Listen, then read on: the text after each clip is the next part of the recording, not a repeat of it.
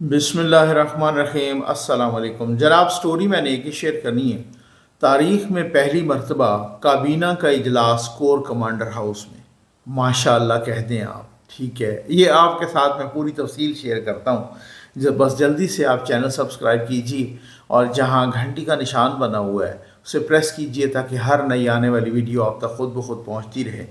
हमारे water projects मसाजिद में लग रहे हैं और साथ ही जो राशन का प्रोग्राम है वो भी शुरू है, और रमज़ान राशन का पैकेज, और साथ ही जो यतीम बच्चों को कपड़े और जूते ईद गिफ्ट देने का, यतीम नादार बच्चों को, और अब हम बेवाओं को भी दे रहे हैं।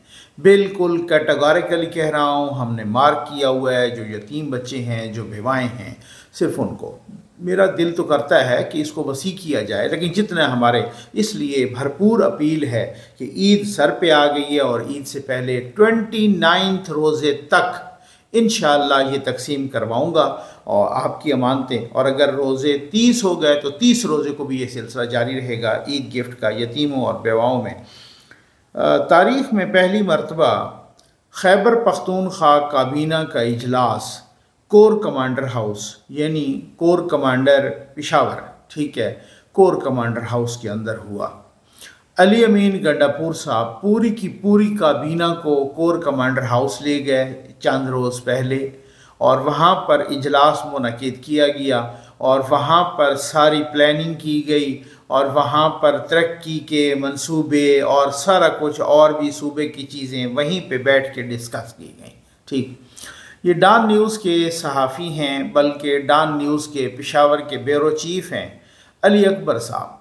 उन्होंने एक टीवी प्रोग्राम में बैठ के ये इंकशाफ किया है। उसी प्रोग्राम में तहरीक इंसाफ के ये साहब भी बैठे हैं, ग़ालिबन मीना खान साहब इनका नाम है, जो भी है, तो ये भी बैठे हैं, और अली अकबर साहब इनको मुखातिब करके कह रहे हैं कि चंद रोज़ पहले ये इजलास हुआ कोर कमांडर हाउस में, और उस इजलास में ये साहब भी मौजूद थे जो इस प्रोग्राम में बैठे हैं, और उस साहब ने आगे से तरदीद नहीं की, और ना ही तकरीबन इसको 12 घंटे गुज़रने को हैं इस बात को किए हुए, या शायद इससे भी ज़्यादा, और ना ही कोई तहरीक इंसाफ या अली अमीन गंडापुर या वज़ीर आला हाउस की अभी तक कोई तरदीद आई है, और आएगी ही कैसे। वो सबको पता होगा कि काबीना का इजलास कहाँ हुआ, कोर कमांडर हाउस में हुआ। अब कमाल की बात है, बहुत ही कमाल की, कि जनाब एक तरफ आप कह रहे हैं कि इस्टेब्लिशमेंट हमारे ख़िलाफ़ है, एक तरफ आप कह रहे हैं कि वो जजों को भी प्रेशराइज़ कर रही है इस्टेब्लिशमेंट कि आप तहरीक इंसाफ को, जज लेटर लिख रहे हैं कि हमें एजेंसियाँ और फ़ौज और हुकूमत इंतज़ामिया हमें प्रेशराइज़ कर रही है और इमरान ख़ान के केसेस के बारे में कर रही है। दूसरी तरफ आप पूरी काबीना, यानी कभी भी ऐसा नहीं हुआ, आपने नहीं सुना होगा कि चाहे वो वफाकी काबीना हो या चाहे वो कोई सूबाई काबीना हो, वो जितना भी लेट जाए इससे ज़्यादा नहीं लेट सकती कि वो जाके कोर कमांडर हाउस के अंदर मीटिंग करे और उस मीटिंग में सारा कुछ प्लानिंग तय हो और तरक्की के रास्ते तय हों और जनाब फ्यूचर का लाहे अमल तय हो और ये सारा कुछ हो। आप अगर इस नाचीज़ को, मैं मलंग बंदे को, अगर हर बंदे ने कहा यहाँ पर बड़े बड़े सहाफ़ियों ने कहा कि जनाब देखें, इमरान ख़ान ने एक मैसेज दिया है इस्टेब्लिशमेंट को कि अली अमीन गंडापुर को वज़ीर आला बना के, वज़ीर आला का कैंडिडेट बना के उनको एक मैसेज दिया है कि अब तुम्हारी ऐसी की तैसी फेरूँगा। इस नाचीज़ ने आपको कहा, जो मुझे बाकायदगी के साथ सुन रहे हैं, मैंने कहा कि नहीं भाई, ये बिल्कुल गलत बात है। अली अमीन गंडापुर उन्हीं का बंदा है। खान साहब को भी, खान साहब यहाँ से तो फारिग हैं, ठीक है ना, क्योंकि यूथ ही है, यहाँ से फारिग हैं, तो ऐसे तो नहीं फारिग, उनका लीडर भी फारिग है। उनको जिस तरीके से कन्वे किया जाता है उसी तरीके से उन्होंने अडॉप्ट कर लिया या ऑप्ट कर लिया, और उन्होंने अली अमीन गंडापुर को वज़ारत आला का। और इससे पहले मैंने आपको ये भी बताया था कि अभी इलेक्शन हो रहे हैं, इलेक्शन से पहले भी अली अमीन गंडापुर वो इश्तिहारी थे, वो जनाब 9 मई के मुल्ज़िम थे, उन पर और भी FIRs थी, मुतअद्दिद FIRs थी अली अमीन पर, और आज भी हैं, और आज भी उनको कभी कोई इश्तिहारी करार दे रहा है तो कभी कोई वो टस से बस भी नहीं हो रहा, और वो डेरा इस्माइल ख़ान कैंट में बैठा रहा है। ये मैंने एक बहुत ही अथेंटिक ज़राए से ये मैंने बात की थी। और कैंट में उन्हें कौन बिठाए रखा किसने कि वहाँ पुलिस भी नहीं जा सकती, और वो कैंट में बैठा रहा और छुपा रहा। एन इलेक्शन से एक दिन पहले उनको बहुत ही सेफ तरीके से अपनी कैंपेन पे लॉन्च किया गया। ये उन्हीं का बंदा है, उन्हीं का, ये बड़े घर का, ये इस्टेब्लिशमेंट का, कंट्रोल टावर का बंदा है। इस पे मुतअद्दिद एफ.आई.आर्स हैं, इस पे और तो और ऐसी ख़तरनाक एफ.आई.आर्स हैं, दहशतगर्दी तक की एफ.आई.आर्स हैं। इस पर अपने साबिक वज़ीर कानून इसरारुल्लाह गंडापुर के कत्ल का मुकदमा है। इस पे और क्या क्या कुछ नहीं है। उसके बावजूद भी जिस तरह से मक्खन से बाल की तरह निकाल के जनाब इनको साफ शफाफ इनको लॉन्ड्री से गुजार के बिठा दिया गया वज़ारत आला पर। असल मसला ये है, ये कमाल है सोशल मीडिया का, ये पीटीआई के सोशल मीडिया का कमाल है। तो आप जो भी अब इनके जो मुख्तलिफ वज़रा थे यहाँ पर जब इमरान खान की हुकूमत थी, वो भी जाते रहे GHQ में। इसी तरह से GHQ यात्रा में पूरी पूरी काबीना चली जाती थी जनाब जनरल बाजवा के पास, और तो और अपने वज़ीर आज़म को बताए बग़ैर भी कभी कभी वहाँ पे टूर पड़ते थे। ठीक हो गया ना जी। और वहाँ पे जनाब वो चले जाते और वहाँ बैठ के क्या क्या मीटिंग्स करते और क्या क्या सारी सूरत हाल करते। लेकिन असल में मसला ये है कि वो बहुत सारे लोग वो एक बात को तोड़ने मरोड़ने के माहिर हैं, उनका सोशल मीडिया। अब एक तरफ रोना धोना ये है कि इस्टेब्लिशमेंट हमारे ख़िलाफ़ है, और दूसरी तरफ ये है कि अली अमीन गंडापुर पूरी काबीना को वहाँ ले गए जनाब, और वहाँ ये सहूलतकारी नहीं, ये तो सिर्फ ड्रामाबाजी है, ये तो ड्रामेबाजी है। कौम को 9 मई का चूना लगा दिया गया, कौम को ट्रक की बत्ती के पीछे लगा दिया गया, उधर से अपनी सहूलतकारी जारी है, उधर से तो ये अगर कोर कमांडर हाउस में तहरीक इंसाफ के वज़ीर आला और उनकी काबीना का इजलास हो रहा है तो ये कैसी और काहे की इस्टेब्लिशमेंट है? क्या इस बात का इल्म आर्मी चीफ को नहीं है? क्या इस बात का इल्म DGISI को नहीं है कि कोर कमांडर हाउस के अंदर उसका इजलास हो रहा है और बाकी सारे बेफिक्र होकर बैठे हैं? ये कल की बात है कि एडवोकेट जनरल पंजाब ने बयान दिया कि इमरान खान का खाना एक स्पेशल किचन से जाता है, उस किचन में किसी और के लिए कुछ नहीं बनता। इमरान खान के लिए जेल के 7 सेल मखसूस हैं, 7 सेल। इमरान खान से मुतालिक माहाना 12 लाख अखराजात किए जा रहे हैं। ज़रा सुनिएगा सही। अडियाला जेल में 10 अफराद के लिए 1 सिक्योरिटी एहलकार है, लेकिन इमरान खान अकेले के लिए 14 सिक्योरिटी एहलकार तैनात किए गए हैं। एडवोकेट जनरल पंजाब, और उन्होंने जो कुछ बताया हम खुश हो गए। ये तहरीक इंसाफ के वकील कह रहे हैं साहब, ठीक हो गया। तो जब आप 10-10 लाख की एक्सरसाइज बाइक भी आप अगर ले देते हैं, वो भी सरकारी खर्चे से, माहाना 12 लाख रुपए खर्च हो रहे हैं जनाब, खाने पर भी, बाकी चीज़ों पे, सब पर। इमरान खान के लिए जिस किचन में बनता है खाना वो किसी और के लिए नहीं बनता। 7 सेल मखसूस हैं, जेल की दीवारें गिराई गई हैं कि खान साहब दौड़ सकें। ये पहली मरतबा हुआ है, तारीख में पहली मरतबा। तो कौम को चूना लगाया जा रहा है 9 मई के मुल्ज़मों का। तो फिर जब मुराद सईद भी खैर से फ्री हैं, जब हमाद अजहर साहब भी सीन पे स्क्रीन पे आ गए हैं और वो भी जनाब बिल्कुल धुले हुए आ गए हैं, और ख़ान साहब जेल में बैठे हैं तो बकरे खा रहे हैं, मुर्ग खा रहे हैं देसी घी में पका के, और एक्सरसाइजेज भी कर रहे हैं, और 12 लाख रुपए का माहाना ख़र्चा भी हो रहा है, और पूरे किचन मखसूस हैं, और 25-25 लोग मुलाजिम भी खड़े हैं। तो ये जेल है या ये सल्तनत? इतना तो सल्तनत मुगलिया के किसी बादशाह को भी अयाशी नहीं मुयसर होगी। तो ऐसे तो आप उसको अगर उसकी जितनी भी ज़िंदगी है कब्र तक जेल में रख लो, कुछ नहीं होना। उसने क्या घबराना है भाई? जेल में तो वो बंदा घबराता है ना कि जिसकी बीवी वहाँ पड़ी हो बस बिस्तर मर्ग पे, वो कहें जी मेरी बीवी की तबीयत बहुत ख़राब है, मेरा दिल घबरा रहा है, मुझे एक कॉल करने दें। उनसे कहा नहीं जी आपको कॉल नहीं करने देते, आपका कोटा ख़त्म हो गया है। चंद घंटे के बाद उसकी बीवी हो गई फौत, और वही सुपरिटेंडेंट जेल आ गया इतला देने के लिए। और वो जेल में तो वो घबराए ना कि जिसकी बेटी भी उसी जेल में हो और उसको उससे भी मुलाकात करने की इजाज़त ना हो। वो कैसे जेल में तो वो लोग घबराते हैं, जेल में तो वो घबराए ना जिस तरह से जेल जुल्फ़िकार अली भुट्टो ने काटी है। जेल में तो वो घबराए कि जिस तरह से आसिफ अली जरदारी ने काटी है, जिस तरह से जेल और लोग काटते हैं, इसी तरीके से जेल में अब बेचारा वो जेल काट रहा है ना अपना परवेज़ इलाही साहब, तो पर चौधरी परवेज़ इलाही, वो नज़र आ रहा है कि जेल कभी उसकी पसलियाँ टूट जाती हैं, वो जेल से बाहर आता है तो उसके चेहरे से मालूम होता है। यहाँ पर जेल में हालत ये है कि हर हफ्ते 30-30 लोग मुलाकात कर रहे हैं, रोज़ाना 5-6, तो मेला लगा हुआ है मुलाकातों का भी। जेल का मकसद क्या होता है किसी को जेल में डालने के लिए?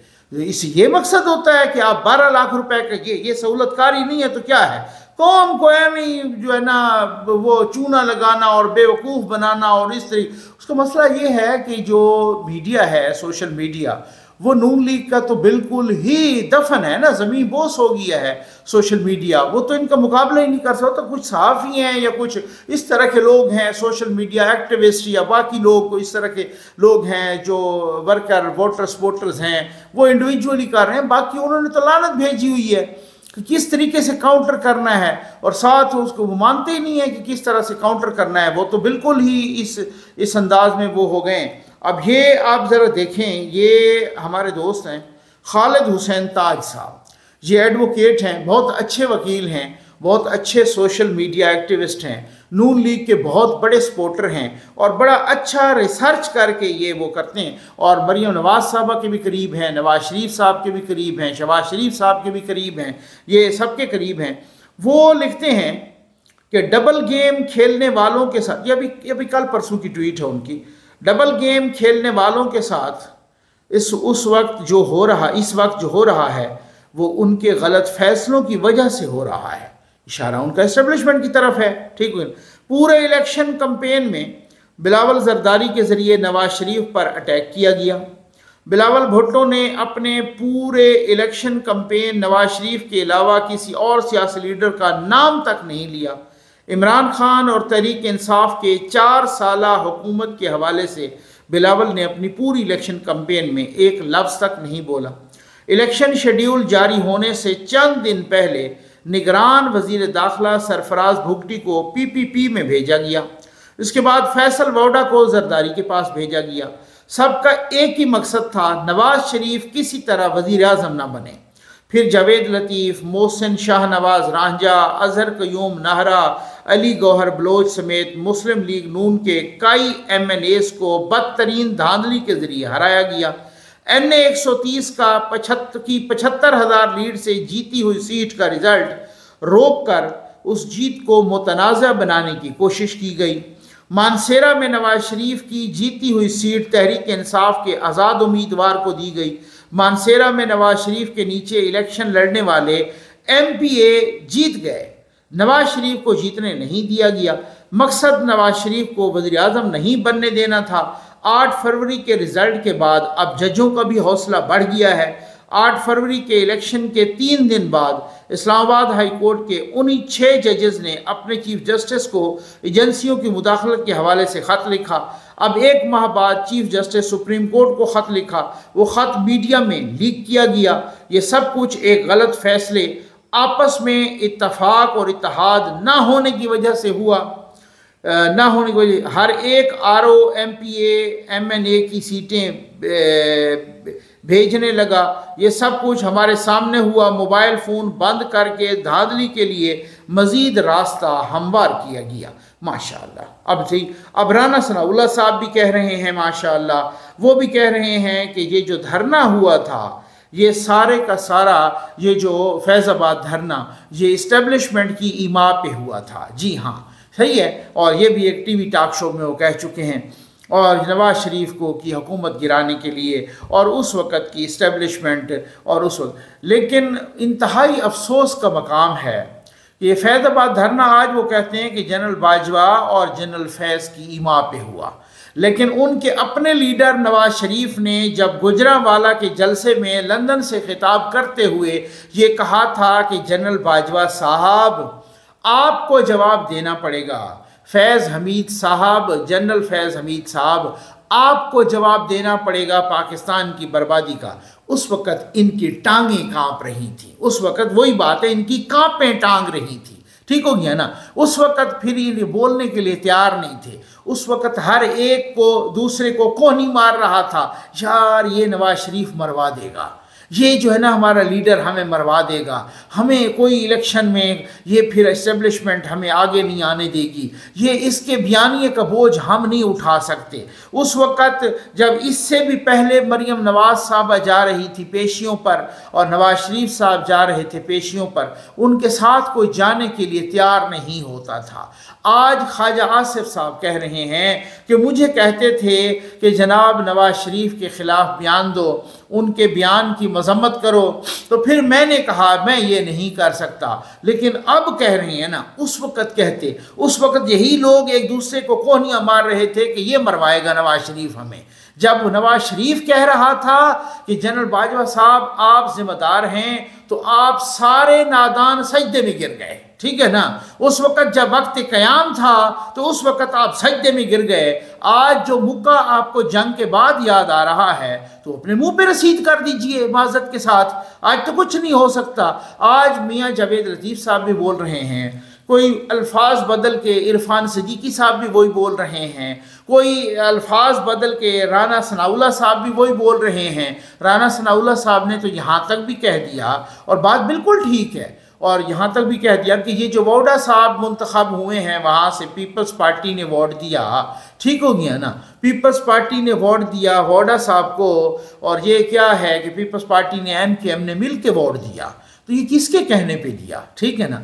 सर आप ये भी कहें ना कि मोहसिन नकवी साहब को यहाँ पर किसने वोट दिया पंजाब में, वो आज़ाद उम्मीदवार के तौर पे लड़े हैं, आप तो अपने आप वो नून लीग के उम्मीदवार के तौर पे या PTI के उम्मीदवार के तौर पे तो नहीं लड़े, तो उनको किसने वोट दिया, उनको आपने भी सपोर्ट किया है, मोहसिन नकवी साहब को नहीं किया क्या। तो राना सनाउल्लाह साहब कह रहे हैं और TV पर अब वो सच उगल रहे हैं सारे, अब वो सच उगलने पे आ गए हैं, और वो कह रहे हैं साहब कि जनाब अभी तो 1 महीना हुआ है, अभी तो 1 महीना हुआ है। वो कह रहे हैं कि मोहसिन नकवी का तो कमाल है, यानी मोहसिन नकवी का तो एहसान है कि वो, ये बहुत बड़ी बात है, उन्होंने बहुत बड़ी बात की कि मोहसिन नकवी का तो ये एहसान है कि वो वज़ीर दाखिला बन गए, वो चाहते तो वज़ीर आज़म भी बन सकते थे। तो ये किस पे टोक मारी है उन्होंने, ये किस पे तंज किया है, ये अपने कायद पर तंज किया है, इस्टेब्लिशमेंट पे तंज किया है, अपनी जमात की कमज़ोरी पे तंज किया है। क्या कहा है उन्होंने, क्यों, वो क्यों क्या कह रहे थे, किस लिए वो क्या कह रहे थे कि मोहसिन नकवी साहब के तो ये तो एहसान है कि वो वज़ीर दाखिला बन गए, इसी पर इत्तफाक कर लिया, वो चाहते तो वज़ीर आज़म भी बन सकते थे। इसका मतलब है आपकी इस तरह की बेबसी है। अब आपको समझ आ गई कि नवाज शरीफ साहब को क्यों, मैं मौलाना फजल रहमान साहब के पास जब गया तो जब नवाज शरीफ साहब की उनसे मुलाकात हो चुकी थी तो उन्होंने जो मुझे बातें बताई मैंने तो कान पकड़ लिए। अब मौलाना फजल रहमान साहब ने एक चीज़, क्योंकि ऑफ द रिकॉर्ड बातें हम यहाँ नहीं बताते, क्योंकि ऑफ द रिकॉर्ड बातें बताएं वो सहाफ़त के भी ख़िलाफ़ हैं, वो इंसानियत के भी ख़िलाफ़ हैं। आइंदा कोई आपको बताएगा भी नहीं, आप पे एतमाद भी नहीं करेगा। हाँ, जो जिस बात की होता है इजाज़त होती है कि जनाब आप ये ऑन द रिकॉर्ड बता दें तो हम बता देते होते हैं। कुछ बातें ऐसी भी हुई कि मैंने बाद में किसी को फ़ोन करके कहा कि जी आपसे फ़लाँ बात थी, डिस्कस हुई थी, आपने उस वक़्त कहा था ऑफ द रिकॉर्ड, आप मुझे अगर रिक्वेस्ट है इजाज़त दें तो उसमें से मैं फ़लाँ चीज़ ऑन द रिकॉर्ड कर दूँ, तो किसी ने बताया तो मैं कर देता था, ऐसी कोई बात नहीं है। लेकिन अभी मौलाना फजल रहमान साहब ने एक TV इंटरव्यू में कहा है कि नवाज शरीफ साहब आए, जिस तरह से मैं रो रहा था उस तरह से वो भी रो रहे थे, जिस तरह से मैं एहतजाज कर रहा था, सरापा एहतजाज था, उस तरह से वो भी सरापा एहतजाज थे। और उनके अपने, अब तो पार्टी के अपने रहनुमा कहने लगे हैं, अब तो नून लीग के बहुत ही मतलब सरकर्दा रहनुमा कहने लगे हैं, और अब तो वो कह रहे हैं कि जिस तरीके से नवाज शरीफ को इग्नोर किया गया, अब हालात ये हैं कि जनाब इधर फेडरल में 2 सीटें, एक तो इसहाक डार साहब वो टेक्नोक्रेट की सीट पर, और दूसरे पीपल्स पार्टी के वो क्या थे, राना महमूदुल हसन थे या जो उनका नाम था, वो पीपल्स पार्टी को ज्वाइन किया। नवाज शरीफ साहब ने वोट उनको दिया, और उनके साथ नवाज शरीफ साहब के हिस्से मिजाह बहुत ज़बरदस्त है, ठीक है ना। लेकिन वो बाज़ इंसान की ना हिस्से मिजाह में भी बहुत बड़ा तंज भी होता है और बहुत बड़ा सबक भी होता है। तो नवाज शरीफ साहब ने पीपल्स पार्टी के उस कैंडिडेट को सेनेट में ये देते हुए, वोट देते हुए कहा कि राना साहब मैं आपको बड़े भारी दिल के साथ वोट दे रहा हूँ। मकसद क्या था कि राना साहब अभी थोड़ा अरसा पहले नून लीग को छोड़ के पीपल्स पार्टी में शामिल हो गए, और वो जब पीपल्स पार्टी में शामिल हुए तो वहाँ से उनको जो है ना सेनेट का टिकट मिल गया। यहाँ लोगों का किरदार सिर्फ इतना है, तलहा महमूद साहब को देखें, उनको कितना इज्जत दी JUI ने, मौलाना साहब ने, जमीयत उलमा इस्लाम ने तलहा महमूद साहब को कितने सेनेटर बनवाया और पता नहीं क्या किया, पार्टी के बड़े बड़े ओहदे दिए क्या कर। आज चूँकि वो पार्टी यानी उनकी सीटें ज़रा कम थी तो उनका वो नहीं बन सकते थे, तो जनाब माशाअल्लाह तलहा साहब से इतना भी सब्र ना हुआ कि चलें यार, एक टर्म आ जाती होती है, आप अपोजिशन में एक टर्म कोई वक्त आ जाता होता है कि चंद साल को बैठ जाते होते हैं, बंदा हार भी जाता है, हारे हुए लोग भी होते हैं, बहुत सारे मुख्तलिफ पार्टियों के साथ वफादार लोग होते हैं, साल आ साल 2-2 3-3 टर्म तक उनकी बारी नहीं आती, वो पार्टी के साथ अपनी एफिलिएशन अपनी वफादारी रखते हैं। लेकिन तलहा साहब को जैसे ही जनाब रास्ता नज़र आया वो फ़ौरन भाग के गए पीपल्स पार्टी में। बाद में पता चला कि जनाब मामला क्या था, तो उन्होंने सेनेटर बनाया। जनाब तो पहले भी आप सेनेटर रहे हैं, अब आप सेनेटर बन के क्या तीर मार लेंगे। लेकिन कुछ लोग ऐसे होते हैं जो इक़्तिदार के पानी के बगैर जैसे मछली तड़प के मर जाती है, वो कहते हैं हम हर वक्त इक़्तिदार में रहें, हर वक्त। ये जो सोच है ये कोई अवामी सोच तो है नहीं, ये तो ज़ाती सोच है, ये तो मफाद परस्ताना सोच है। तो ये बहुत सारी चीज़ें होती हैं और बहुत सारी चीज़ें जैसे हो रही हैं, 1 महीने के अंदर जैसे कच्चा चट्टा निकल खोल के सामने आ रहा है, जैसे ये हंडिया बीच चौराहे फूट रही है। इससे क्या वो नज़र आएगा कि क्या सूरत हाल होगी। उधर से आपका सोशल मीडिया ना हो, इधर से ऐसा सोशल मीडिया हो कि जिसने हर एक चीज़ को प्रेशराइज किया हुआ है। उम्मीद है आपको वीडियो पसंद आई होगी, आप ये वीडियो भी देखें। आपका बहुत बहुत शुक्रिया। ज़फ़र नकवी वेलफेयर फाउंडेशन बेआब इलाकों के मसाजिद में वाटर प्रोजेक्ट्स लगा रही है, जिससे रोज़ादार, नमाजी और कम्युनिटी मुस्तफ़ीद हो रही है। हदीस शरीफ में आता है, हज़रत साद रज़ी अल्लाह ताला अन्हु ने कहा कि हज़रत मेरी वालदा फौत हो गई तो उसके लिए मैं क्या करूं? तो फरमाया पानी का किसी के लिए इंतज़ाम करो, ये बेहतरीन इसाले सवाब है। ज़फ़र नकवी वेलफेयर फाउंडेशन के वाटर प्रोजेक्ट साफ़ पानी महफूज ज़िंदगी में आज एक मस्जिद में वाटर प्रोजेक्ट लगाया गया, जो कि मोहतरमा गुलशन आसिफ डार और उनकी फैमिली ने मरहूम आसिफ डार साहब के इसाले सवाब के लिए इसाले सवाब मरहूम आसिफ डार, ये इन्होंने इसाले सवाब के लिए वाटर टैंक और पंप और जो ये बोर कराया है, अल्लाह ताला उनके लिए ये दराजात बुलंद फरमाए। नाज़रीन कराम अस्सलाम वालेकुम। ज़फ़र नकवी वेलफेयर फाउंडेशन का वाटर प्रोजेक्ट साफ़ पानी महफूज ज़िंदगी पाकिस्तानी और ओवरसीज़ पाकिस्तानी अहबाब के तावन से अल्हम्दुलिल्लाह बेआब इलाकों में जारी है। आज एक मस्जिद में मोहतरमा गुलशन आसिफ डार और उनकी फैमिली की तरफ से अतिया किया गया प्रोजेक्ट मुकम्मल हुआ, जो कि मरहूम आसिफ डार साहब के इसाले सवाब के लिए अतिया किया गया। अल्लाह तबारक व तआला मरहूम आसिफ डार साहब की मग़फ़िरत फ़रमाएँ और इस माह मुबारक के सदक़े उनको जामे कौसर से सैराब फ़रमाएँ। अब जिन इलाकों में साफ़ पीने का पानी फ़राहम किया जा रहा है, इसके अलावा अभी सैकड़ों ऐसे देहात और इलाके मौजूद हैं जिनमें पानी मुहैया करना है, लेकिन उन इलाकों में पानी की सतह बहुत नीचे होने की वजह से अखराजात ज़्यादा लगते हैं। तो इस सिलसिले में तमाम अहले दर्द से गुजारिश है कि ज़फ़र नकवी वेलफेयर फाउंडेशन के साथ तावन फरमाएँ, ताकि इन मजबूर लोगों तक भी पानी की फ़राहमी मुमकिन हो सके। या इलाही जो ये सदका कीते गए खसूसन बेखसूस मरहूम आसिफ डार, या इलाही उन्होंने दर्जात बुलंद फरमा, प्यारे महबूब दा सदका, हज़रत ईशा सिद्दीक़ा दा सदका, या इलाही उन्होंने दी खिदमत अपनी बारगाह दे अंदर कबूल मंजूर फरमा। या इलाही जेरे भाई आए खाने में को चल पे हैं ना के दुफेल, या इलाही ना को कदम कदम पे करो आने के अता फरमा। बड़ा इसाले सवाब मरहूम आसिफ डार के लिए जो ये इन्होंने इसाले सवाब के लिए वाटर टैंक और पंप और जो ये बोर कराया है, अल्लाह ताला उनके लिए ये दराजात बुलंद फरमाए। और इस माह मुक़द्दस के लिए जो इन्होंने ये काम किया है, अल्लाह रब्बुल इज़्ज़त उनको जन्नत में आला मकाम अता फरमाए। सब दुआ करें उनके लिए, जो ये इन्होंने काम किया है, अल्लाह ताला उनको आगे इस तरह आगे काम करने की तौफीक अता फरमाए। असां ज़फ़र साहब का शुक्रिया अदा करने, सारी मस्जिद आके ते पानी का बंदोबस्त किए ने, सारे को बिल्कुल पानी का कोई बंदोबस्त को नहीं, सारा दी बाल पानी भरे ने। ये बहुत शुक्रिया है, तो जिन्हें इंतजाम किए उन्होंने शुक्रिया। अल्लाह पाक गुलशन आसिफ डार को लंबी जिंदगी देवे, आइंदा भी ये काम मस्जिदा के करें रहे।